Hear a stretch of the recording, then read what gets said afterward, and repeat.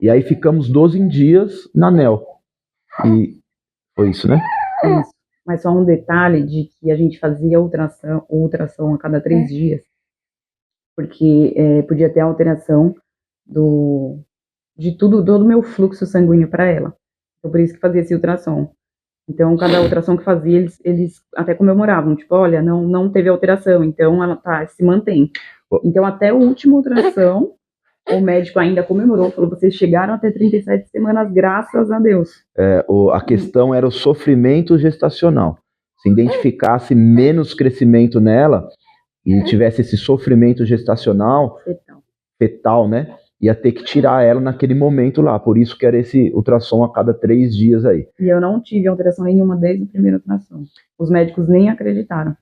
E o caso dela era, pelo menos o que passavam para nós, que era caso raro, que quase ninguém tinha esse conhecimento, não sabe o porquê que gerou isso, a terceira gestação, sendo a primeira uma cesárea, a segunda parto normal, enfim. E chegamos às 37 semanas, ela nasceu, foi para a NEL, ficou 12 dias, no comecinho ela teve uma dificuldade respiratória, usou oxigênio, e aí depois de 12 dias ela engordou, cresceu e a gente veio para casa. Graças a Deus, vida normal, ela estava fazendo todo o acompanhamento e estava bem.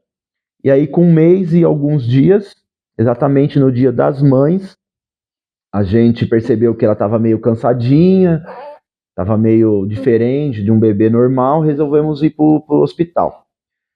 Nesse meio tempo todo, o convênio tinha pedido cancelamento da nossa assistência do convênio, cancelou o hospital que ela estava fazendo o acompanhamento, e aí uma loucura, entramos com ordem judicial, e enfim, deu tudo certo. E aí o dia que a gente foi pro hospital com ela ruim, a gente passou onde ela fez o acompanhamento, ela nasceu, o convênio recusou, e aí foi onde a gente decidiu ir direto pro CEPACO, por orientações do pediatra dela, falando que o CEPACO é o melhor hospital aí na questão pediátrica, principalmente na questão cardiológica, né, que é a questão dela. Ela nasceu com uma cardiopatia, além do isomerismo, 2 CIV, né? 2 CIV, que é um buraquinho entre uma válvula e a outra, faz o coração perder pressão aí no bombeamento. Então a gente, no Dia das Mães, levamos ela na emergência, na UTI na emergência do CEPACO. A médica avaliou, e aí ela estava em meus braços, como a médica pegou e falou assim, eu acho que ela está tendo uma convulsão. Aí chegou mais de perto, avaliou ela, falou, vou subir para a UTI. E subiu. Entrou com ela para a UTI, a gente ficou do lado de fora. Aí eu acho que foi umas 2, 3 longas horas assim, a gente esperando, mais ou menos isso, né? Sem resposta, sem nada. Quando a médica voltou, ela falou assim, olha, a Isabela teve 3 paradas respiratórias, a gente precisou entubar ela. E agora ela vai ficar aqui, porque a gente está desconfiado que ela... Corrigindo, não foi parada respiratória. Ela teve vários picos de apneia. A apneia, ela falou a parada respiratória, mas depois a gente entendeu que era a apneia. Que em algum momento ela parava, no momento ela falou parada respiratória, depois ela explicou que era a apneia, ela parava de respirar por algum momento e logo voltava. Então por isso que teve que entubar ela, porque ela estava com esse probleminha aí. E aí estavam desconfiados de uma infecção generalizada. Entraram com protocolo de sepse. Entraram com protocolo já com antibiótico já, porque estava desconfiado de uma infecção generalizada. E aí todo esse quadrinho dela, da particularidade dela, como ela nasceu e tal. E aí foi isso. A gente tinha essa loucura, sem entender, sem saber de nada. E aí começamos a organizar a vida e tinha que ficar no hospital 24 horas. Saiu o primeiro diagnóstico dela. O primeiro diagnóstico dela saiu na primeira semana, foi num domingo, saiu entre terça, quarta, quinta-feira, que aí não era a sepsia, não era a infecção generalizada, era uma bronquiolite. E aí ia ter que tratar o pulmãozinho dela. E aí começou o tratamento. No domingo, uma semana depois, no sábado, ela é entubada, ela teve uma extubação acidental, né, teve uma movimentação no tubo, e a Isabela teve uma parada cardíaca de 2 minutos por falta de ventilação. Ela ficou 2 minutos parada, tiveram que entrar com adrenalina, tiveram que reanimar ela. Nesse momento era minha mãe que estava no hospital, porque até então ela estava em evolução, tinha melhorado. E aí a gente, para ficar com as outras crianças em casa e organizar a vida, pedimos para que minha mãe acompanhasse nesse dia, porque estava tudo bem, né? Estava só tratando a bronquiolite. E aí teve essa parada cardíaca, 2 minutos, por causa de uma extubação acidental. Aí começou a nossa dificuldade, eu acho que a partir daí piorou muito. A partir daí ela teve uma infecção hospitalar, e aí começou a tratar com antibiótico, e tratar a bronquiolite, e aí cada dia era uma situação diferente, e a Isabela não conseguia responder na questão respiratória. Ela teve anemia, teve que tomar bolsa de sangue. Teve anemia, teve que tomar sangue, e depois que curou todas as doenças que ela tinha, ela não conseguia responder na questão do pulmão, o pulmão dela ficou muito fraquinho, e a saturação dela, quando mexia nos aparelhos, caía, ela cansava na respiração, e foram quase 90 dias de intubação. 2 meses e meio. Quase 90 dias de intubação. Conseguimos fazer uma extubação. Ela não ficou bem por 2 dias, teve que, por 1 dia e meio. 15 horas. 15 horas. Conseguiu ficar sem o tubo, e sem aí o tubo, aí teve que reentubar. Mas não foi por questões respiratórias, que foi que deixou a gente mais tranquilo, porque eles não estavam conseguindo extubar, porque achava que ela não ia dar conta referente a pulmão, né, parte respiratória ou diafragma fraco. E não foi por isso, ela não falou por isso, ela falou por... a garganta. Porque a glote inchou, né? Eles chamam de... O tubo, ele passa pela... aérea superior. O tubo, ele passa pela garganta, ele cria uma lesão, né? Um corpo estranho. Que fica batendo, machuca. E aí fica machucando. Enquanto o tubo tá lá, o ventilador faz o comando. Quando tira o tubo, é um machucado, é uma inflamação. A garganta dela fechou. E aí não passava o ar natural, né? E aí teve que entubar de novo, porque ela não estava conseguindo respirar. Mesmo com oxigênio, ela não estava tendo saturação. Nesse de entubar de novo, imagina um machucado, a garganta fechada, você passando um tubo em uma situação que já está machucado.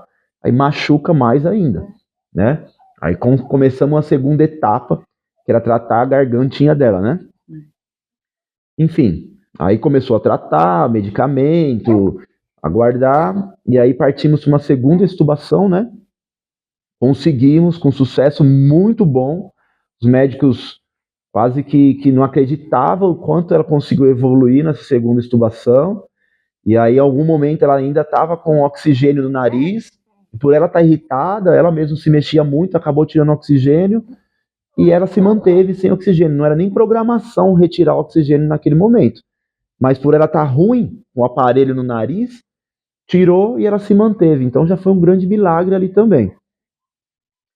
E aí manteve o tratamento, entrou a questão de garganta, o famoso estridor, que eu nunca escutei esse barulho de estridor, que é um barulho quando ela respira, ela criou uma cicatriz onde machucou a garganta, e aí dificulta a gargantinha pequenininha, né? Eles falam que quando tem esse probleminha do machucado, esse machucado se chama estenose. É uma cicatriz que cria desse machucado. Então ele chama estenose e o barulhinho é o estridor. E é quase que comum. Quem usa tubo, a estenose é comum, e aí tem todo um processo em cima disso, porque essa estenose ela pode aumentar e pode fechar a glote, a garganta. Qual que é o problema? Por exemplo, ela tá com a garganta 50% lá por causa dessa estenose. E aí pega um resfriadinho, inflama essa garganta, acaba de fechar os outros 50%. Então a gente não conseguia receber alta enquanto ela não tivesse em padrões de segurança, né? De vir para casa, se tivesse qualquer resfriado, isso daí não impactaria. E aí conseguimos, graças a Deus, ela respondeu, só que tudo é muito demorado, né? Um dia após o outro, e aí a emoção, você, como a gente leu na carta, está fazendo uma oração pelo seu filho, e daqui a pouco o paciente do lado começa a ter uma parada, começa a ficar sem respirar, e aí sai todo mundo correndo da UTI, e, meu, é uma loucura, é uma vivência, é uma experiência que não tem tamanho medir quanto você aumenta a sua fé, quanto você cresce como pessoa e ser humano. 120 dias de UTI, não foi 120 de UTI, né? Porque no finalzinho a gente ficou no quarto, na enfermaria. Mas 120 dias de hospital e você comemora com um paizinho que você vira amiga, com uma mãezinha de UTI que você vira amigo, a alta, a evolução, e daqui a pouco você está chorando com algum pai que teve uma piora, que teve uma cirurgia de emergência, que teve uma situação pior com o filho que acabou não conseguindo tirar o filho de lá. É uma explosão de sentimentos que você não sabe explicar. Você está feliz, triste, está triste, você está feliz, enfim. E aí conseguimos tratar, ela conseguiu evoluir, recebemos altas da UTI há uns 15 dias, né? Há uns 15 dias, fomos pro quarto. A Isa ainda saiu sem conseguir mamar, ela não tinha esse movimento de sucção, de engolir, por causa do tempo de intubação. Ficou 4 meses com a sonda gástrica. 4 meses com a sonda gástrica, mas a gente foi pro quarto mesmo com a sondinha lá na enfermagem. E aí a questão era essa, saber alguma questão particular dela, que ela tem um problema de baço, então ela tem que fazer um tratamento de imuno, né, até um determinado tempo, para que ela não pegue nenhuma outra doencinha e ela não consiga agir por ela mesma. E aí domingo, com a graça de Deus, a gente recebeu alta, conseguimos trazer ela para casa de novo.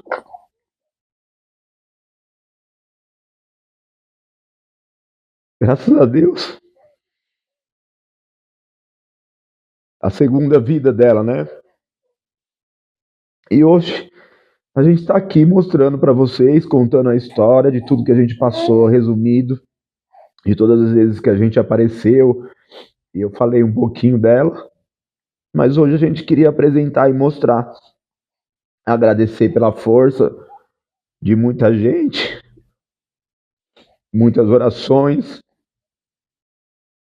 que vencemos essa batalha. A guerra continua, a luta continua,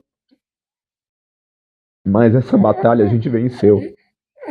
Graças a Deus. É isso. E só para lembrar que aquela UTI ela é uma fábrica de milagres, assim. Deus se mostra presente o tempo inteiro. O tempo inteiro ele mostra que ele esteve ali com a gente, sustentando, sempre apoiando. E se a gente conseguiu chegar até aqui foi por causa de Deus. Porque ele nunca desamparou a gente. A Isabela é nosso milagre. A gente achou que a gente ia ter problemas com ela por causa das questões que ela tinha, né, da má formação no coração. E não foi. E ela teve um problema respiratório que a gente nunca imaginou que ia passar por isso. Então, assim, a gente não sabe quais são os propósitos de Deus, né? Mas uma coisa é certa, muita gente foi transformada. A gente saiu de lá outras pessoas. As pessoas ao nosso redor foram transformadas, porque muitas pessoas se derramaram diante de Deus como nunca fizeram. Então, o milagre não foi só a Isabela, o milagre foi todos nós. Todos que cercam ela. Tiveram pessoas que eu nem conheço e que eu nunca vi e que ficaram me mandando mensagens falando que estavam orando, que estavam fazendo campanha na igreja. Pessoas que se levantaram mesmo em oração pela vida dela e eu nunca vi na minha vida. Então, assim, Deus colocou pessoas na nossa vida para nos levantar mesmo. Deus, ele teve o tempo inteiro com a gente.